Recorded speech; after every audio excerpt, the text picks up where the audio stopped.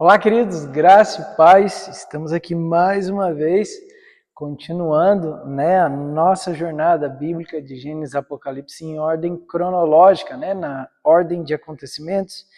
E a gente chegou em Esdras agora, Na verdade, a gente já chegou a alguns capítulos atrás, alguns vídeos atrás, e a gente leu Esdras 1. Hoje a gente vai ler Esdras 2,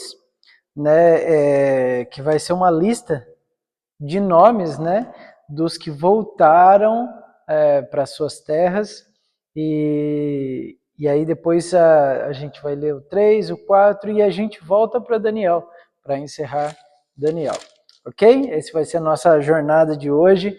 Espero que você cada vez mais esteja empolgado pela palavra, pelo desejo de conhecer a Deus e ouvir o que Ele tem a dizer para nós, vamos orar para que a gente possa começar? Senhor, obrigado, Pai, obrigado por mais esse tempo, por mais essa oportunidade. Obrigado, Senhor, pela Tua palavra. Obrigado, Senhor. Obrigado, porque o Senhor tem deixado um presente a nós. O Senhor tem falado conosco e tem derramado sobre nós o Teu querer, a Tua vontade. Continue fazendo isso, Pai. Continue abrindo o nosso coração e o nosso entendimento para compreendermos aquilo que o Senhor quer falar conosco. Em nome de Jesus. Amém. Vamos lá? Esdras, capítulo 2. Esta é a lista dos homens da província que Nabucodonosor, rei da Babilônia, tinha levado prisioneiros para a Babilônia. Eles voltaram para Jerusalém e Judá, cada um para a sua própria cidade. Vieram na companhia de Zorobabel, Jesua, Neemias, Seraías, Realaías, Mardoqueu, Bilza, Mispar, Bigavai, Reum e Baaná.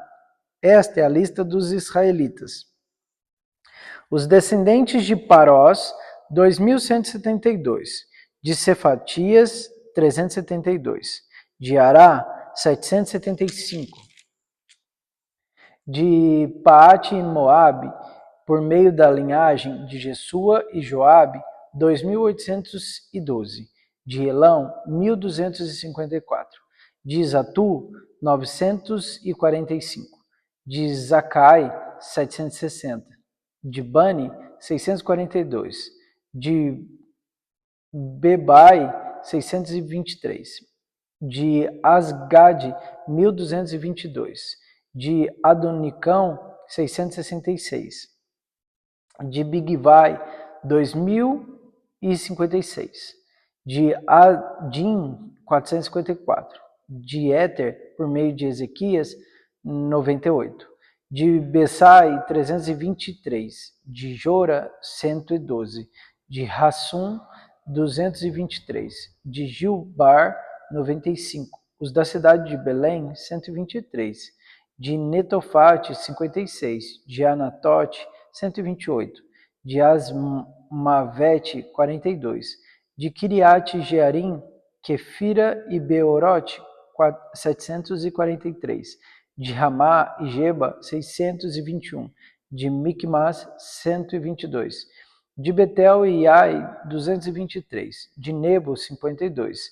De Magbis, 156. De outro Elão, 1.254. De Harim, 320. De Lod, Hadid e Ono, 725. De Jericó, 345. De Senaá, 3.630. Os sacerdotes, os descendentes de Jedaías, por meio da família de Jesua, 973.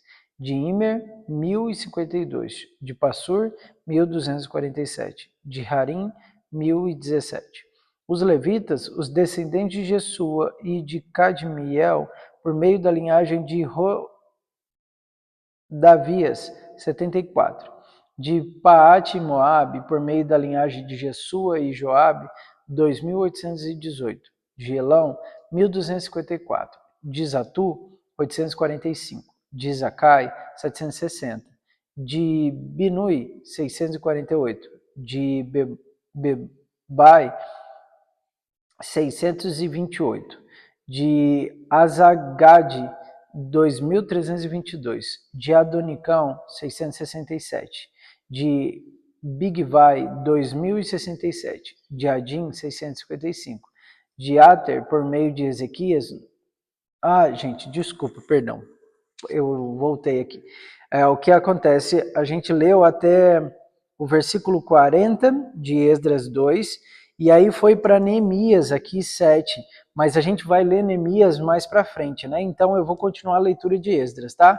Perdão, porque eu estou lendo aqui as mesmas quantidades de número, eu falei, ué, tem alguma coisa estranha, né? Então vamos continuar. Esdras capítulo 2, versículo 41. Os cantores, os descendentes de Asaf, 128. Os porteiros do templo, os descendentes de Salom, Ater, Talmon, Acube, Hatita e Sobai, 139.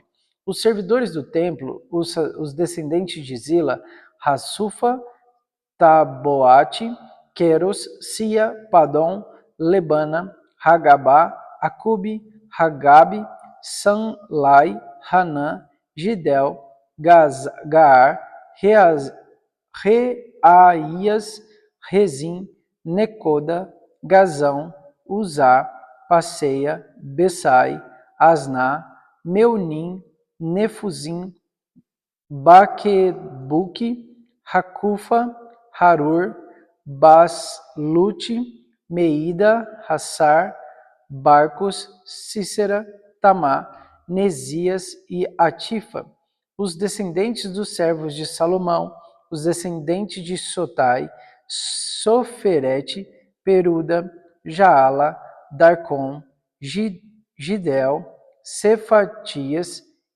Ratil, Poquerete, Razebaim e Ami.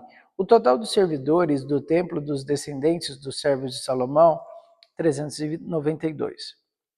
Os que chegaram da cidade de Tel-Melá, Tel-Har, Saquerube, Adã e Imer, mas não puderam comprovar que as suas famílias descendiam de Israel, foram os seguintes: os descendentes de Delaias, Tobias e Necoda, 652. Entre os sacerdotes, os descendentes de Rabaías, Racós e Barzilai, homem que se casou com uma filha de Barzilai de Gileade, que era chamado pelo nome do sogro. Eles examinaram seus registros de família, mas não conseguiram achá-los e foram considerados impuros para o sacerdócio. Por isso, o governador os proibiu de comer alimentos sagrados, enquanto não houvesse um sacerdote capaz de consultar Deus por meio de Urim e do Tumim.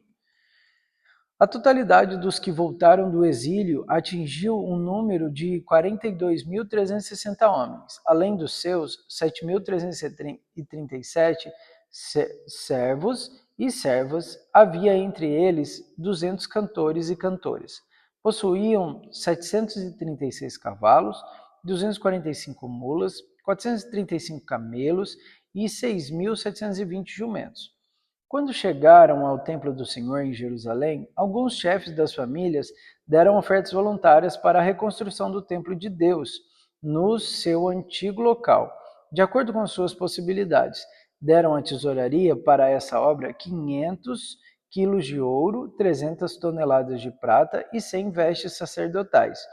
Os sacerdotes, os levitas, os cantores, os porteiros e os servidores do templo, bem como os demais israelitas, estabeleceram-se em suas cidades de origem. Esdras, capítulo 3. Quando chegou o 7º mês, os israelitas já estavam em suas cidades, e o povo, que se reuniu como um só homem em Jerusalém, então Jesua, filho de Josadaque, e os seus colegas, os sacerdotes, e Zorobabel, filho de Saltiel, e seus companheiros começaram a construir o altar do Deus de Israel, para nele sacrificarem holocaustos, conforme o que está escrito na lei de Moisés, homem de Deus. Apesar do receio que tinham dos povos ao redor, construíram um altar sobre a sua base e nele sacrificaram holocaustos ao Senhor, tanto os sacrifícios da manhã como os da tarde. Depois, de acordo com o que está escrito, celebraram a Páscoa das Cabanas, com o número determinado de holocaustos prescritos para cada dia.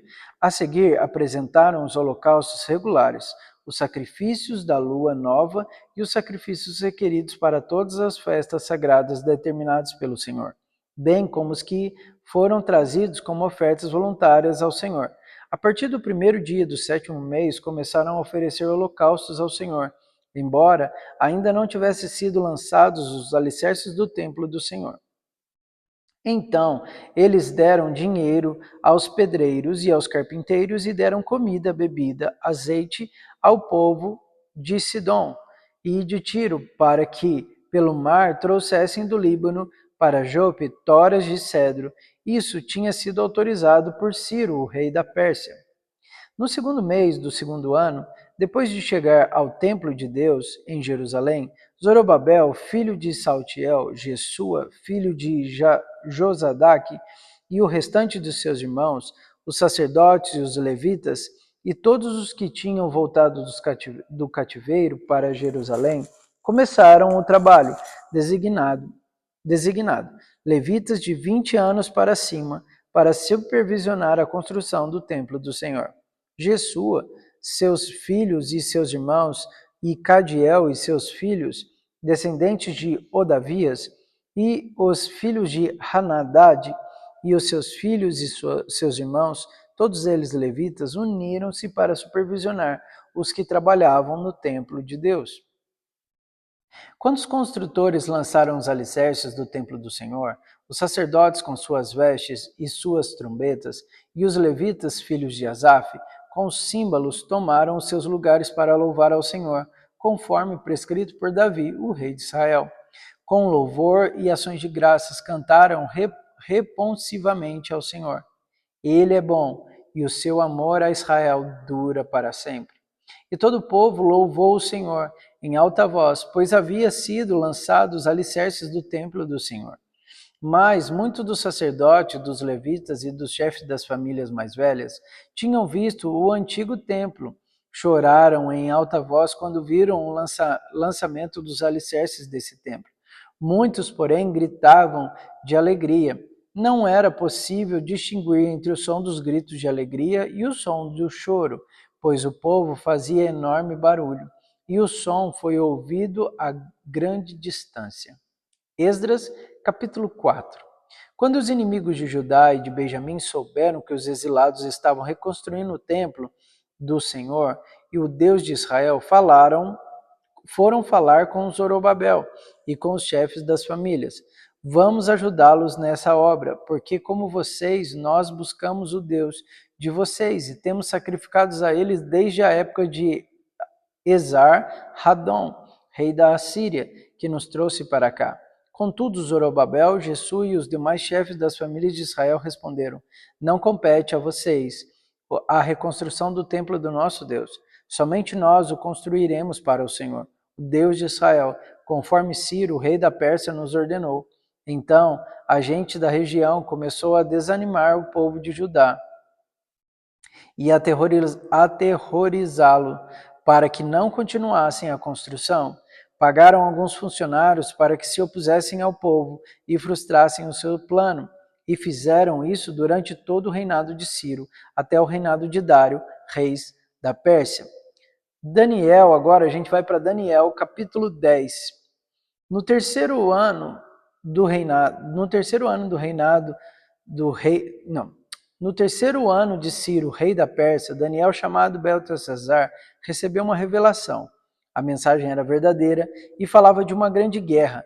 Na visão que teve, ele entendeu a mensagem. Naquela ocasião, eu, Daniel, passei 3 semanas chorando.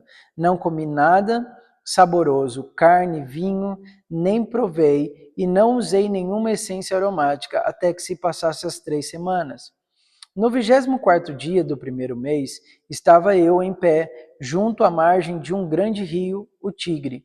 Olhei para cima e diante de mim estava um homem vestido de linho, com um cinto de ouro puríssimo na cintura.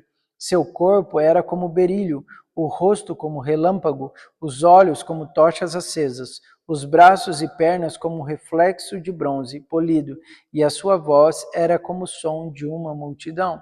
Somente eu, Daniel, tive a visão. Os que me acompanhavam nada viram. mas foram tomados de tanto pavor que fugiram e se esconderam. Assim, fiquei sozinho, olhando para aquela grande visão. Fiquei sem forças, muito pálido e quase desfaleci. Então eu o ouvi falando e, ao ouvi-lo, caí prostrado com o rosto em terra e perdi os sentidos. Em seguida, a mão de alguém tocou em mim e me pôs sobre as minhas mãos e os meus joelhos vacilantes. E ele disse: Daniel, você é muito amado. Preste bem atenção ao que eu vou lhe falar. Levante-se, pois eu fui enviado a você. Quando ele me disse isso, pus-me em pé tremendo. E ele prosseguiu: Não tenha medo, Daniel. Desde o primeiro dia em que você decidiu buscar entendimento e humilhar-se diante do seu Deus, suas palavras foram ouvidas, e eu vim em resposta a ela. Mas o príncipe do reino da Pérsia me resistiu durante 21 dias. Então, Miguel, um dos príncipes supremos, veio à minha ajuda, pois eu fui impedido de continuar ali com os reis da Pérsia. Agora vim explicar-lhe o que acontecera ao seu povo, o que acontecerá ao seu povo no futuro, pois a visão se refere a uma época futura. Quando ele me disse isso, prostrei-me com o rosto em terra, sem conseguir falar. Então, um ser que parecia homem tocou nos meus lábios e eu abri a minha boca e comecei a falar. Eu disse àquele que estava em pé diante de mim: Estou angustiado por causa da visão, meu Senhor, e quase desfaleço. Como posso eu, teu servo, conversar contigo, meu Senhor? Minhas forças se foram e mal posso respirar. O ser que parecia homem tocou em mim outra vez e me deu forças. Ele disse: Não tenha medo, você que é muito amado, que a paz seja com você, seja forte, seja forte. Ditas essas palavras, senti-me fortalecido e disse: Fala, meu Senhor, visto que me deste forças. Então ele me disse: Você sabe por que vim? Tenho que voltar para lutar contra o príncipe da Pérsia, e logo que eu for, chegará o príncipe da Grécia. Mas antes lhe revelarei o que está escrito no livro da verdade. E nessa luta, ninguém me ajuda contra eles, senão Miguel, o príncipe de vocês. Sendo que, no primeiro ano de Dário, rei dos Medos, ajudei-o e dei-lhe apoio. Daniel capítulo 11. Agora, pois, vou dar-lhe a conhecer a verdade. Outros 3 reis aparecerão na Pérsia, e depois virá um quarto rei que será bem mais rico do que os anteriores. Depois de conquistar o poder com as suas riquezas, instigará todos contra o reino da Grécia. Então surgirá um rei, guerreiro, que governará com grande poder e fará o que quiser. Logo depois de estabelecido o seu império, se desfará e será repartido para os 4 ventos do céu. Não passará para os seus descendentes, e o império não será poderoso como antes, pois será desarraigado e entregue a outros. O rei do sul se tornará forte, mas um dos seus príncipes se tornará ainda mais forte, e ele governará o seu próprio reino com grande poder. Depois de alguns anos, eles se tornarão aliados. A filha do rei do sul fará um tratado com o rei do norte, mas ele não manterá o seu poder, nem ele conservará o dele. Naqueles dias ela será entregue à morte, com a sua escolta real e com seu pai, e com aquele que a apoiou. Alguém da linhagem dela levantará para tomar o lugar. Ele atacará as forças do rei do norte e invadirá a sua fortaleza. Lutará contra elas e será vitorioso. Também tomará os deuses deles e as suas imagens de metal e os seus utensílios valiosos de prata e de ouro, e os levará para o Egito. Por alguns anos ele deixará o rei do norte em paz. Então o rei do norte invadirá as terras do rei do sul, mas terá que se retirar para a sua própria terra. Seus filhos se prepararão para a guerra e reunirão um grande exército que avançará contra a inundação irresistível e levará os combates até a fortaleza do rei do sul. Em face disso, o rei do sul marchará furioso para combater o rei do norte, que enfrentará com um enorme exército, mas apesar disso será derrotado. Quando o exército for vencido, o rei do sul se encherá de orgulho e matará milhares, mas o seu triunfo será breve, pois o rei do norte reunirá outro exército maior que o primeiro. Depois de alguns anos voltará a atacá-lo, com um exército enorme e bem equipado. Naquela época, muitos se rebelarão contra o rei do sul, e os homens violentos do povo a que você pertence se revoltarão para cumprirem esta visão, mas não terão sucesso. Então o rei do norte virá, construirá rampas de cerco e conquistará uma cidade fortificada. As forças do sul serão incapazes de resistir, mesmo as suas melhores tropas não terão forças para resistir. O invasor fará o que bem entender. Ninguém conseguirá detê-lo. Ele se instalará na terra, magnífica, e terá poder para destruí-la. Virá com o poder de todo o seu reino e fará uma aliança com o rei do sul. Ele lhe dará uma filha em casamento, a fim de derrubar o reino, mas o seu plano não terá sucesso e em nada o ajudará. Então ele voltará a atenção para as regiões costeiras e se apossará de muitas delas, mas um comandante reagirá com arrogância e a arrogância dele lhe dará fim. Depois disso, ele se dirigirá para as fortalezas da sua própria terra, mas tropeçará e cairá para nunca mais aparecer. Seu sucessor enviará um cobrador de impostos para manter o esplendor real. Contudo, em poucos anos, ele será destruído, sem necessidade de ira nem de combate. Ele será sucedido por um ser desprezível, a quem não tinha sido dada a honra da realeza.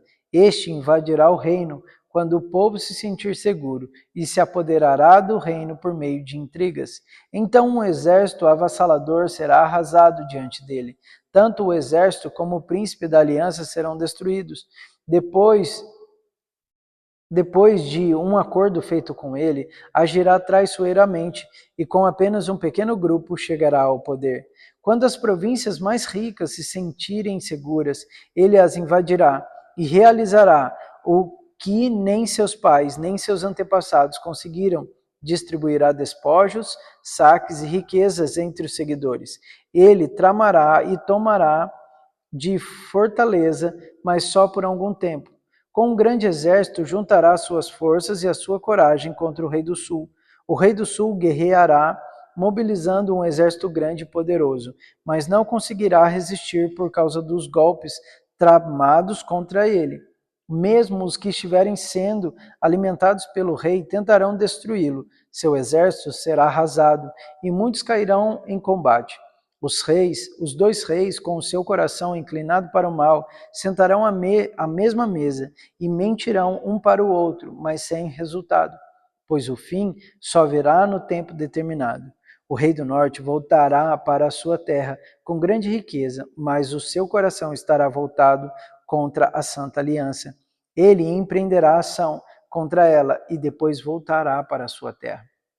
No tempo determinado, ele invadirá de novo o sul, mas desta vez o resultado será diferente do anterior. Navios das regiões das costas ocidental se oporão a ele, e ele perderá o ânimo. Então despejará sua fúria contra a Santa Aliança, e voltando trará com bondade aqueles que abandonaram a Santa Aliança. Suas forças armadas se levantarão para profanar a fortaleza e o templo. Acabarão com o sacrifício diário e colocarão no templo um sacrilégio terrível. Com lisonjas corromperá aqueles que tiverem violado a aliança, mas o povo que conhece o seu Deus resistirá com firmeza. Aqueles que são sábios instruirão a muitos, mas por certo período cairão à espada e serão queimados, capturados e saqueados. Quando caírem, receberão uma pequena ajuda, e muitos que não são sinceros se ajuntarão a eles. Alguns dos sábios tropeçarão, para que sejam refinados, purificados, alvejados até a época do fim. Por isso só acontecerá no tempo determinado. O rei fará o que bem entender, ele se exaltará e se engrandecerá acima de todos os deuses e dirá coisas jamais ouvidas contra o Deus dos deuses. Ele terá sucesso até que o tempo da ira se complete, pois o que foi decidido irá acontecer. Ele não terá consideração pelos deuses dos seus antepassados, nem pelo Deus preferido das mulheres, nem por Deus algum, mas se exaltará acima deles todos. Em seu lugar, adorará um Deus das fortalezas, um Deus desconhecido, e seus antepassados ele honrará com ouro e prata, com pedras preciosas e presentes caros. Atacará as fortalezas mais poderosas com a ajuda de um Deus estrangeiro e dará grande honra àqueles que reconhecem. Ele os fará governantes sobre muitos e distribuirá a terra, mas a um preço elevado. No tempo do fim, o rei do sul se envolverá em combate, e o rei do norte o atacará com carros e cavaleiros e uma grande frota de navios. Ele invadirá muitos países e avançará por eles com uma inundação. Também invadirá a terra magnífica. Muitos países cairão, mas Edom, Moabe e os líderes de Amon ficarão livres das suas mãos. Ele estenderá o seu poder sobre muitos países. O Egito não escapará. Por esse rei terá o controle dos tesouros de ouro e de prata e de todas as riquezas do Egito. Os líbios e os núbios e eles se submeterão, mas informações provenientes do leste e do norte o deixarão alarmado e irado. Partirá para destruir e aniquilar muito o povo. Armará as suas tendas reais entre os mares, no belo santo monte. No entanto, ele chegará ao seu fim e ninguém o socorrerá. Vamos lá.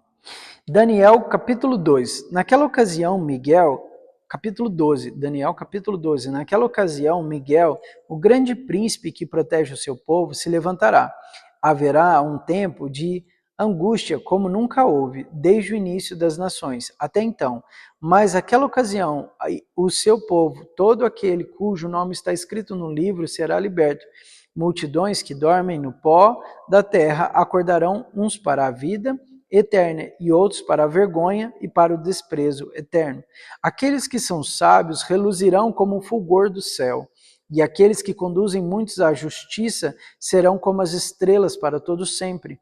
Mas você, Daniel, feche com um selo as palavras do livro até o tempo do fim. Muitos irão por todo lado em busca de maior conhecimento. Então eu, Daniel, olhei e diante de mim estavam dois outros anjos, um à margem de cada rio e outro na margem de lá. Um deles disse ao homem vestido de linho que estava acima das águas do rio: quanto tempo decorrerá antes que se cumpra essas coisas extraordinárias? O homem vestido de linho que estava acima das águas do rio ergueu para o céu a mão direita e a mão esquerda, e eu o ouvi jurar por aquele que vive para sempre, dizendo: haverá um tempo, tempos e meio tempo, quando o poder do povo santo for finalmente quebrado, todas essas coisas se cumprirão. Eu ouvi, mas não compreendi. Por isso perguntei: meu senhor, qual será o resultado de tudo isso? Ele respondeu: siga o seu caminho, Daniel, pois as palavras estão seladas e lacradas até o tempo do fim. Muitos serão purificados, alvejados e refinados, mas os ímpios continuarão ímpios. Nenhum dos ímpios levará isto em consideração, mas os sábios, sim. Depois de abolido o sacrifício dário e colocado o sacrilégio terrível, haverá 1290 dias. Feliz aquele que esperar e alcançar o fim dos 1335 dias. Quanto a você, siga o seu caminho até o fim, você descansará, e então no final dos dias você se levantará para receber a herança que lhe cabe. E agora a gente vai só concluir Esdras capítulo 4, ok? A partir do versículo 6, então. No início do reinado de Xerxes, apresentaram uma acusação contra o povo de Judá e o de Jerusalém.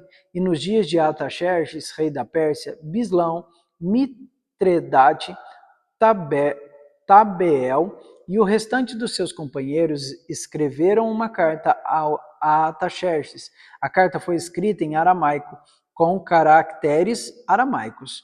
O comandante Reum e o secretário Sinsai escreveram uma carta contra Jerusalém, ao rei Artaxerxes. O comandante Reum e o secretário Sinsai e o restante de seus companheiros, os juízes e os oficiais de Trípoli, da Pérsia e de Eleque e da Babilônia, os elemitas de Susã e as outras nações que o grande reinado de Assurbanipal deportou e assentou na cidade de Samaria e noutros lugares a oeste do Eufrates, escreveram nos seguintes termos: esta é uma cópia da carta que lhe enviaram ao rei Artaxerxes de seus servos que vivem a oeste do Eufrates. Informamos o rei que os judeus que chegaram a nós da tua parte vieram a Jerusalém e estão reconstruindo aquela cidade rebelde e má.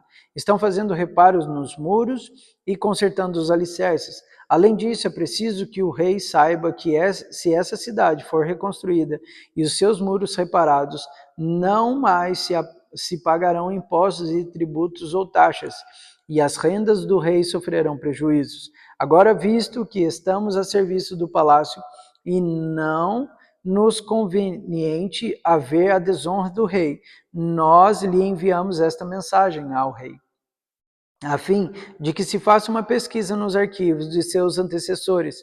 Nesses arquivos, o rei descobrirá e saberá que essa cidade é uma cidade rebelde, problemática para reis e províncias e um lugar de revoltas desde as épocas antigas, motivo pelo qual foi destruída. Informamos ao rei que se essa cidade for reconstruída e seus muros reparados, nada lhe sobrará a oeste do Eufrates. O rei enviou-lhe a seguinte resposta: ao comandante Reum, ao secretário Sinsai e aos seus demais companheiros que vivem em Samaria, em outras partes a oeste do Eufrates. Saudações de paz. A carta que vocês nos enviaram foi traduzida e lida na minha presença. Sobre minhas ordens, fez-se uma pesquisa e descobriu-se que essa cidade tem uma longa história de rebeldia contra os reis e que tem sido um lugar de rebeliões e revoltas. Jerusalém teve reis poderosos que governaram toda a região a oeste do Eufrates, os quais se pagavam impostos, tributos e taxas. Ordene agora a estes homens que parem a obra para que essa cidade não seja reconstruída, enquanto eu não mandar. Tenham cuidado, não sejam negligentes nesse assunto, para que os interesses reais não sofram prejuízos. Lida a cópia da carta do rei Artaxerxes para Reum, para o secretário Sinsai e para os seus companheiros, eles foram depressa a Jerusalém e forçaram os judeus a pararem a obra. Assim, a obra do templo de Deus em Jerusalém foi interrompida e ficou parada até o 2º ano do reinado de Dário, rei da Pérsia. E a gente vai parar por aqui, né? Amanhã a gente continua. Que Deus te abençoe poderosamente.